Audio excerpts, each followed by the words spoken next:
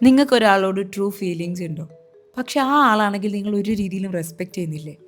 ഒരു രീതിയിലും priority തരുന്നില്ലേ? Heart മാത്രമേ തരുന്നുള്ളൂ. നിങ്ങൾക്ക് വേണ്ടി അവർ എഫേർട്ട് ഇടുന്നില്ല, പക്ഷെ നിങ്ങൾ അവർക്ക് വേണ്ടി എല്ലാം ചെയ്യാൻ റെഡിയാണ്. എങ്കിൽ ഇപ്പം ഞാൻ ഈ പറയാൻ പോണ കാര്യം നിങ്ങൾക്ക് ആദ്യം ഇഷ്ടപ്പെടില്ല, പക്ഷെ കേൾക്കണം. കാരണം ചില സമയത്ത് നമ്മൾ ഈ ട്രൂ ലവ് എന്ന് വിളിക്കുന്നത് ശരിക്കും ട്രൂ ലവ് ആയിരിക്കില്ല. അത് നമ്മുടെ നീഡിനെസ്സോ നമ്മുടെ ഹീലാവാത്തൊരു വൂണ്ടോ അതോ നമ്മുടെ ഉള്ളിലൊരു എംപ്റ്റി സ്പേസോ ആവാം. കാരണം ഒരാളെ നമ്മൾ ഡീപ്പായിട്ട് ലവ് ചെയ്യുന്നുണ്ട് എന്ന് നമുക്ക് തോന്നും, പക്ഷെ സത്യത്തിൽ ആ ആളല്ല നമ്മൾ പിടിച്ചു നിൽക്കുന്നത്. നമ്മൾ പിടിച്ചു നിൽക്കുന്നത് ഒരു ഫീലിംഗ് ആണ്. എന്നെ ആരെങ്കിലുമൊക്കെ ചൂസ് ചെയ്യണം, ഞാൻ ആരുടെയെങ്കിലുമൊക്കെ പ്രയോറിറ്റി ആയിരിക്കണം, ഞാൻ ഇമ്പോർട്ടൻ്റ് ആണെന്ന് എനിക്ക് എപ്പോഴും ഫീൽ ചെയ്യണം എന്നുള്ള ആ ഒരു ഫീലിങ്ങിനായിരിക്കും നിങ്ങൾ പിടിച്ചു നിൽക്കുന്നത്. നിങ്ങൾ റോങ് ആയിട്ടുള്ള ഒരാളെടുത്തു നിന്നാണ് ഈ ഫീലിംഗ് കിട്ടണം എന്ന് കരുതുന്നതെങ്കിൽ then it will become a problem. ഇവിടെ നിങ്ങൾ ആദ്യം മനസ്സിലാക്കേണ്ടത് love is beautiful, love is powerful and it helps us to grow. പക്ഷേ അതൊരു ടോക്സിക് ആയ ആളെ നേരെയാണെങ്കിൽ ഡിസ്റ്റൻസിൽ നിന്ന് അയാളെ സ്നേഹിക്കാൻ നമ്മൾ പഠിക്കണം. നമ്മൾ ചെറുപ്പം തൊട്ടേ കേൾക്കുന്ന ഒരു കാര്യമാണ് എല്ലാവരെയും സ്നേഹിക്കണം, കെയർ ചെയ്യണം, അഡ്ജസ്റ്റ് ചെയ്യണം, ക്ഷമിച്ചു കൊടുക്കണം, ഫാമിലീനെ ഒരുമിച്ച് നിർത്തണം, എപ്പോഴും റിലേഷൻഷിപ്പിനെ പ്രൊട്ടക്റ്റ് ചെയ്യണം. ഇതൊക്കെ നല്ലതാണ്, പക്ഷേ ഇവിടെ ഒരു ഇമ്പോർട്ടൻറ്റ് ലെസൺ നമ്മൾ ആരും പഠിപ്പിച്ചിട്ടില്ല: how to love a toxic person from a distance. അതുകൊണ്ട് എന്താ സംഭവിക്കണേ? നമ്മൾ ആരാണോ ഹേർട്ട് ചെയ്യുന്നത് അവരോട് തന്നെ നമ്മൾ കൂടുതൽ അറ്റാച്ച് ആവും. നമ്മൾ ആരാണോ ഇഗ്നോർ ചെയ്യുന്നത് അവരെ തന്നെ നമ്മൾ ചേസ് ചെയ്തുകൊണ്ടിരിക്കും. നമ്മളൊരു ഓപ്ഷനാക്കി വെക്കുന്നത് ആരോ അവരെ തന്നെ നമ്മൾ വലിയൊരു പ്രയോറിറ്റി ആക്കി മാറ്റും. ഈ ആൾ തന്നെ നമ്മളെ റിജക്റ്റ് ചെയ്യാൻ തുടങ്ങിക്കഴിഞ്ഞാൽ നമ്മുടെ വാല്യൂവിനെ നമ്മൾ ഡൗട്ട് ചെയ്യും. സോ പിന്നെ നമ്മൾ പറയും എനിക്ക് അവനോടുള്ളത് ട്രൂ ഫീലിങ്സ് ആണ്, എനിക്ക് അവനെ വിട്ട് പോകാൻ പറ്റുന്നില്ല, അവൻ ചെയ്തത് തെറ്റാണെന്ന് എനിക്കറിയാം, പക്ഷേ എനിക്ക് still I have feelings for him. ഇവിടെ ഒരു പെയിൻഫുൾ ട്രൂത്ത് ഉണ്ട്. നിങ്ങൾ തെറ്റായ ആളെ സ്നേഹിക്കുന്നത് സ്നേഹിക്കലല്ല, നിങ്ങളുടെ ഉള്ളിലെ വൂണ്ട്, ഹീൽ ചെയ്യാത്ത നിങ്ങളുടെ ഉള്ളിലെ വൂണ്ട് ആ ആളുമായിട്ട് അറ്റാച്ച്ഡ് ആയിരിക്കുന്നതാണ്. ഇവിടെ നിങ്ങൾക്കറിയോ ടോക്സിക് ആയിട്ടുള്ള ഒരാൾ നമ്മുടെ ലൈഫിൽ എന്തുകൊണ്ടാണ് വരുന്നത്? Sometimes God sends people who push our pain buttons. അവർ നമ്മളെ ഹേർട്ട് ചെയ്യാൻ വേണ്ടി മാത്രം വരുന്നതല്ല, അവർ നമ്മുടെ ഉള്ളിൽ എവിടെയാണ് വൂണ്ട് എന്ന് കാണിച്ചു തരാൻ കൂടിയാണ് വരുന്നത്. എങ്ങനെ അറിയും നമ്മുടെ വൂണ്ട് എവിടെയാന്ന്? ഒരാൾ നമ്മൾ ഇഗ്നോർ ചെയ്യുമ്പോഴേക്കും നമുക്ക് അൺബെയറബിൾ ആയിട്ടുള്ളൊരു പെയിൻ വരുന്നുണ്ടെങ്കിൽ നമ്മുടെ വൂണ്ട് എവിടെയാണെന്നറിയോ? റിജക്ഷനിലാണ്. ഒരാൾ നമ്മൾ ചൂസ് ചെയ്യാത്ത സമയത്ത് നമ്മൾ കംപ്ലീറ്റ്ലി തകർന്നു പോകുന്നുണ്ടെങ്കിൽ അതിൻ്റെ അർത്ഥം നമ്മുടെ വൂണ്ട് അബാൻഡൻമെൻറ്റിലാണ്. ഒരാൾ നമ്മളോട് കോൾഡായിട്ട് സംസാരിക്കുമ്പോൾ, നമ്മളോട് റഫായിട്ട് സംസാരിക്കുമ്പോൾ നമ്മൾ ഡെസ്പറേറ്റ് ആയിട്ട് അവരെ ചേസ് ചെയ്തുകൊണ്ടിരിക്കുന്നെങ്കിലും നമ്മുടെ വൂണ്ട് ഇമോഷണൽ ഡിപ്പെൻഡൻസിയിലാണ്. ഒരാൾ നമ്മളെ ഡിസ്റെസ്പെക്റ്റ് ചെയ്തിട്ടും നമ്മൾ അയാളെ പിന്നാലെ തന്നെ പോകുന്നുണ്ടെങ്കിൽ നമ്മുടെ വൂണ്ട് സെൽഫ് വർത്തിലാണ്.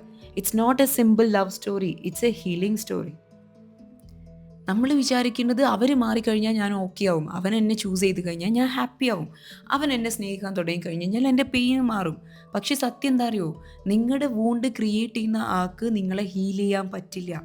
അവർ തന്നെയാണ് പെയിന് ട്രിഗർ ചെയ്യുന്നതും, അവർ തന്നെയാണ് വൂണ്ട് ഓപ്പൺ അപ്പ് ചെയ്യുന്നതും, അവർ തന്നെയാണ് നമ്മളെ കൺഫ്യൂസ്ഡ് ആക്കുന്നതും. അപ്പോൾ അവരോട് എന്നെ പോയിട്ട് ഹീലിംഗ് എക്സ്പെക്റ്റ് ചെയ്തിട്ടുണ്ടെങ്കിൽ അത് വീണ്ടും വീണ്ടും നമുക്ക് ഡിസപ്പോയിൻമെൻറ്റ് മാത്രമേ തരൂ.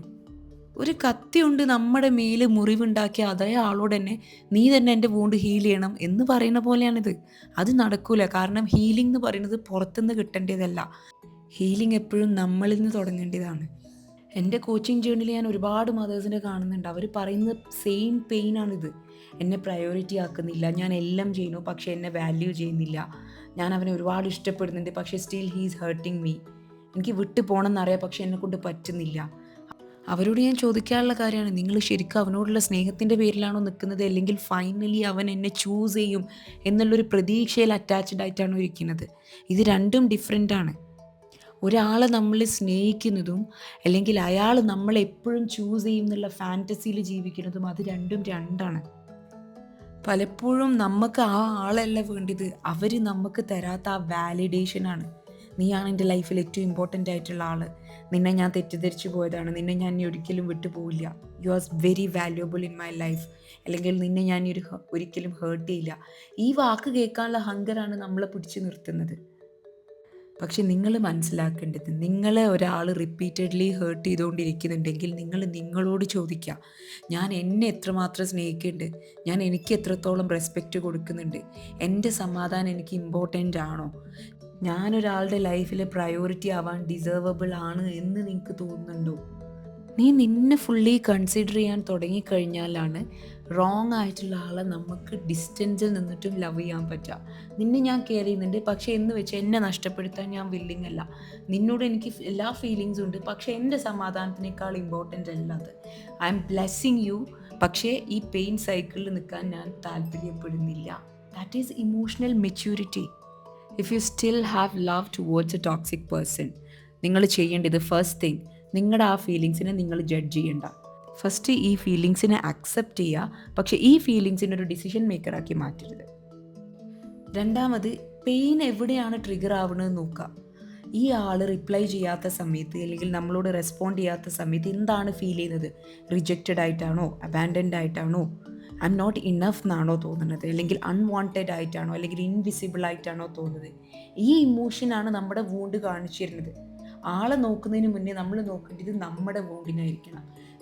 കാരണം ഈ വൂണ്ട് ഹീലായിട്ടില്ലെങ്കിൽ ആൾക്കാർ മാറിയാലും നമ്മുടെ ലൈഫിൽ നമ്മൾ റിപ്പീറ്റഡ് ആയിട്ട് ഇതേപോലത്തെ പാറ്റേണുള്ള ആൾക്കാരെ തന്നെ നമ്മൾ അട്രാക്റ്റ് ചെയ്യും.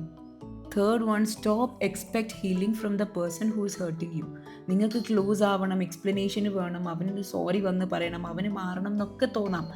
പക്ഷേ ക്ലോഷർ ചില സമയത്ത് അവരുടെ വായിൽ നിന്ന് വരില്ല. ക്ലോഷർ എപ്പോഴും നിങ്ങളിൽ നിന്നായിരിക്കണം. ഇതിൽ നിന്ന് ഞാൻ മാറുകയാണ്, ഞാൻ എൻ്റെ സെൽഫ് വർത്ത് കുറയ്ക്കാൻ ഇനി വില്ലിങ് അല്ല, ഇതെനിക്ക് ഹെൽത്തിയർ അല്ല എന്നുള്ള ക്ലോഷറിൽ നിങ്ങൾ എത്തണം. ഫോർത്ത് വൺ, നിങ്ങളുടെ സ്റ്റാൻഡേർഡ് നിങ്ങൾ ക്രിയേറ്റ് ചെയ്യുക.